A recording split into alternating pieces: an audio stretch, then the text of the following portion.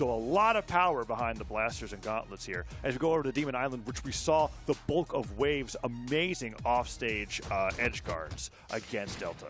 Definitely, those off-stage edge guards were insane. But so we're gonna look at the matchups here, and the main one I'm ready to see is the gauntlets going into the Katars. Yeah. Because I call the Katars the weaker gauntlets, right? So we got the gauntlets fighting against the little brother when mom's not home, and I don't know how that's going to go. Well, we'll have to see, and whether it's just like a thing where he only brings up the Katars to deal with the blasters, because I'll tell you what blasters have a lot of trouble with, right? It's weapons that like to get up close and personal. Whenever I think about blasters, I think about how terrible of a matchup they have against gauntlets. And if Katars are just the weaker gauntlets, well, it's still probably a pretty bad matchup, right? Yeah, I agree. If you get in there and you smother, you can't pull the trigger. Yeah, and even if you can, in Brawlhalla, the bullet just materializes in front of you, right? so you could be standing right in that dead zone and be like, what was that? And then you just hit him anyways with the neutral light because the sidelights don't work out. Oh, the dare from Godly was so huge, because if that dare didn't come out, that neutral stick was dunking him down to one stock as Wave is dominating Godly. Can't believe I'm saying that for game number 1, but he is, as it's been mostly Godly on the blasters, and Wave's been perfectly fine taking the Katars against him. Wave is playing so well right now. Wow. All right, Zip. All right. Yeah, we're here. I got my words in before the beginning of this match, right? Because after watching that Delta match, I was like, you know what? I am personally excited for this now, because Wave looks like he's playing on a whole nother level today, and Godly seems to be taking some time to adjust to that. Yeah. This has been really dominant. Well, see, I'm gonna be for real here. The last time I saw Wave was at MSI, and Wave was playing crispy at MSI. So this is just talent carrying over. Hard work definitely coming over here and showing that that wasn't a fluke. Yeah, and this is certainly seeming like the best stage Wave can play on. Such command over this right side of Demon Island, which is odd. Like, it definitely seems to be a preference to be guiding Godly over to the right side of the stage for the edge guards over there. Like, he's kind of like, I don't want to hit you to the left. This is the side that edge guard thing's on. Sidestick comes through. I think Wave was low in jumps. Yeah, that was it. Catches him peeking over the side of the stage and an amazing knockout. Just like that, Godly brings it back 1-1. Oh my gosh, now this is crazy. Wave had such a lead, was dominating the whole game, and now look at where we're at, in a situation where if something goes wrong, Godly closes this out in a big time clutch.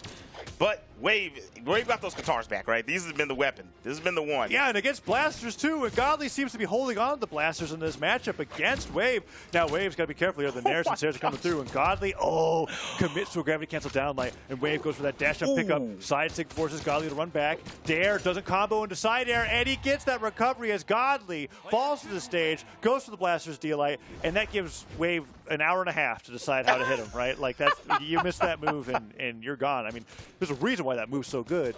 It's because it's really bad if you miss it. Like, that just hurts. But man, Zip, Godly was down 3-1, and that was a dead even game at the end there. That was dead even at the end. Dead even at the end. And that right there is why I believe Wave sitting at home just went, whew, it took a deep breath after taking that one. Like, did you almost bring that back? Oh my God. Yeah. You were talking about something. I admit I wasn't really listening, because I was looking at the screen, and Jiro is what locked in for Godly here. Scythe and Sword. So this is a legend that has seen remarkably little competitive play, and when it has, it's been like a pocket picked by the best player in the region randomly once or twice, and then never seen from again. And I don't think Godly's ever locked this in an official tournament. So we've got this coming out against Wave for game number 2 on Demon Island, as we've now got Scythe and Sword coming out from Godly. You know, so if you... This character, Jiro, is very, very oppressive and controls neutral very well, right? So it's a super fast, assault-heavy character. Yeah. But if you sneeze on him, he's toast. Like, he's out of there. And I don't care what your damage is as a character.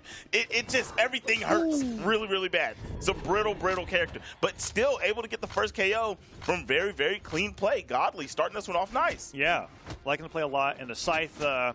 I know it's been a minute, I guess, but Godly was playing Mordex quite a bit, right? So the Scythe is definitely there for Godly. And the sword is what he got a huge lead with there on that first stock as he switches on in. Nice gravity cancel side light, uses that active input to get the kick up, puts him off the right side of the stage, and that time gets the strong hit of the side light as he's just taking this lead even further and further into his favor here. Wow, the Giro pick looking really, really good. But Mr. Glass is just going to get taken out from kind of low on that right side, and recovery's still going to send you. That's what I'm talking about, how brittle this character is. Nice, got the sword whiff punish, and tried to go in again after getting hit and going to get signatured. Wave got eaten a lot of damage quickly. And Giro, another thing Giro can do is get you out of there pretty quickly. What I need to see, though, for my own pleasure, is a neutral signature with this. Get that spike on the side of the stage. Here it is. Yo, that was it. We're obviously, hindsight. But we were both like, okay, he hit him with the side light and he with the dodge up. Like, that's what you do it. Definitely when you do it. If he gets far enough ahead, we might see those signatures fly. Because we already saw the side stick of the sword, and I'm pretty sure I've never seen that move used, let alone hit. So that's something.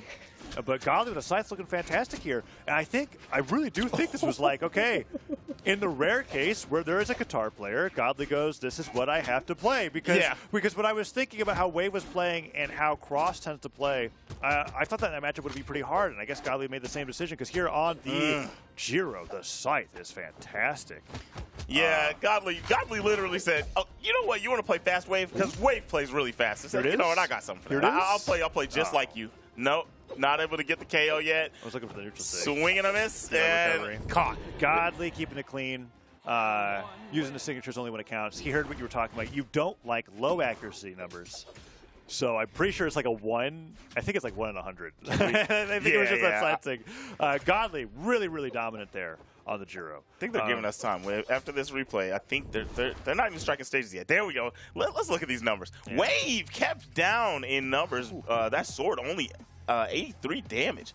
That's a yikers when we have 291 and 297 coming out from both weapons of Godly. Godly very efficient. So, 11 and 10 weapon throws. They're both chucking them. This is interesting to note. I never really looked at the stat comparison between Asuri and Giro, but with this stance, Giro is technically upgraded Asuri if you don't consider defense a stance, right? Because you get the same amount of dex, but you get more force and you get more movement speed.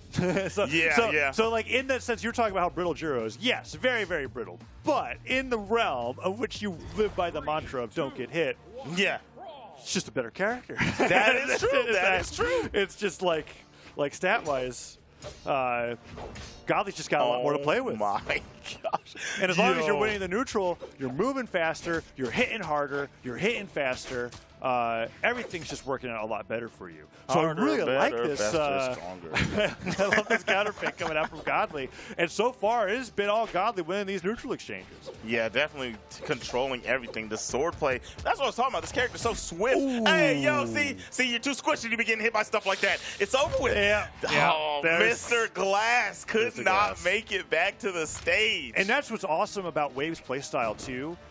We saw against his previous matchup where in a similar situation, Wave chose down Sig because it got the dodge in, but because Godly decided to dodge diagonal up, the neutrals that covers that gets that spike, and what a devastating knockback angle to be hit when you're playing Giro in orange. That stock's just out of there, and Godly is now down at a deficit here in Game 3. You know what? I figured out a better one. I'll keep saying Mr. Glass. Giro's Krillin, right? You know, Krillin's really powerful. wait. And he's strong, but if you kick Krillin in the Chrome Dome, he's out for the rest of the season. I guess. It's because I'm looking at Giro, and then I think about Krillin, and then I go, I mean, look-wise, we can go back to Mr. not. Glass. Just for my metaphor. Just for my metaphor. You gotta work a lot harder to sell me on that one. Oh, weaponless Wave just scrapping up there in the skies, fighting against a sword, right? Like that's kind of wild to do, but didn't really take too much damage. Still in the lead health-wise, but Godly's been doing really good at these edge guards. Misses the Sair, not able to keep Wave off on the left side. Ooh.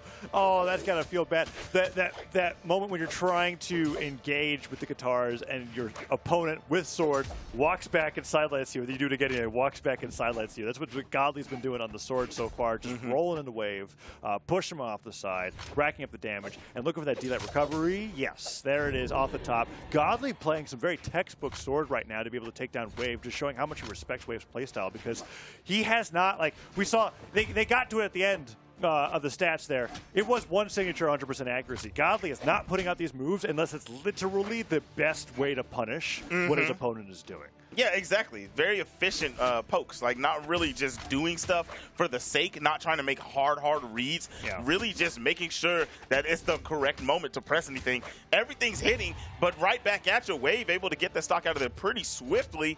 And pretty tight game. Yeah, Wave playing pretty well in Apocalypse. We saw him go here last time against his previous opponent when Beck was against the wall on Demon Island, and it's been working out really well here. The double recovery, I like that a lot. Godly goes in for that cider. He's low on jumps, but he dodges away, doesn't get hit by the neutral light, makes it back to stage, and we're back to neutral. Let's see who gets it. Ooh, cider hits through, and Wave was expecting maybe a sword side light, but oh, Godly taking a huge risk with that ground pound. Definitely. All right, now. We got the Scythe. This has been with the weapon that's been doing a great job. Well, actually, what am I talking about? Both weapons have been doing an amazing job for Godly.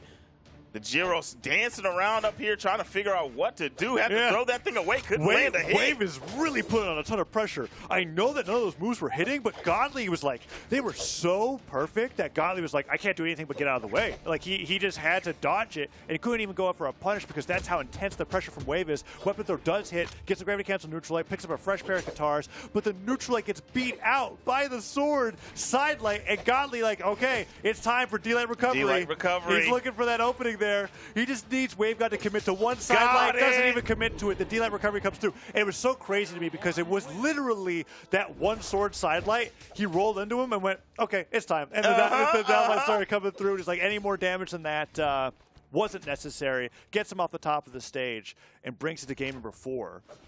As Godly, wow, I mean, this matchup's been really close with Wave.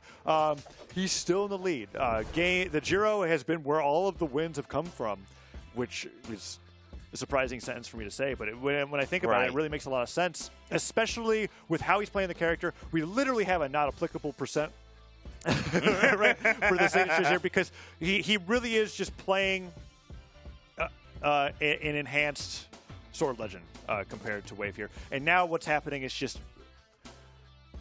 okay, we've got Caspian. Coming in for game 4. And he's taking out a movement speed to go towards 8 force. Really hard hitting, has the gauntlets back, and now he's just got gauntlets and lesser gauntlets, in your opinion, right? He's just got 2 pairs of the same weapon. You can't actually starve him away from this weapon because no matter what he's doing, he's playing the same thing. No, that's not really true, but Godly here on the guitars now, gets him with the D-Light and the neutral air, goes to the ground pound. Is going to be playing out the Caspian against Wave. I wonder if that's a decision where he was like, okay, Gyro did really well in game 2. In game 3, I felt like I was about to lose it, so he's going to use his really huge Legend Ocean, right? I'm not even going to call it a pool because how many characters Godly can actually play is so fantastic. He's just keeping Wave on his toes because I think Wave's actually downloading Godly's playstyles enough that Godly's like, okay, I gotta keep mixing it up. You know what this is reminding me of? Goodness gracious, that signature's so good. Covers a lot of space. It's very quick. But what this is reminding me of is if you watch any Street Fighter Pro Tours, this is reminding me of Punk. Punk goes into a bracket and goes, you know what?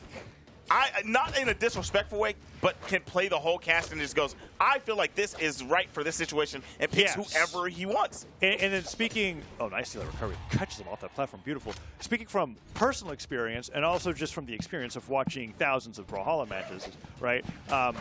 It is a real thing for a player to have to take a game sometimes, if not the whole game, to get used to the counter pick that your opponent picked. And many players tend to not counter pick legends because they just have their main, and that's what they want to play with and what they want to win with. Having the ability to have a main legend, but also have 5 to 6 other legends that you can play just as well, is such a huge benefit to you because you can really get the upper hand on players who take too long to adapt to those switches. And we might be seeing that here, but so far, Wave is kind of been doing great against the Caspian. In fact, I think his matchup against Gauntlets in general is really great. but I said that, and he stares him. As you were Yeah, saying. but at that time, like, it doesn't, I don't think that shows, like, oh, you're not doing good against the Gauntlets. It was just a really, really good play from Godly. That was kind of a stock steal, even though it was at almost reddish damage. Is that going to, oh, no! Balling on him. That sucks. What a way to go. That sucks.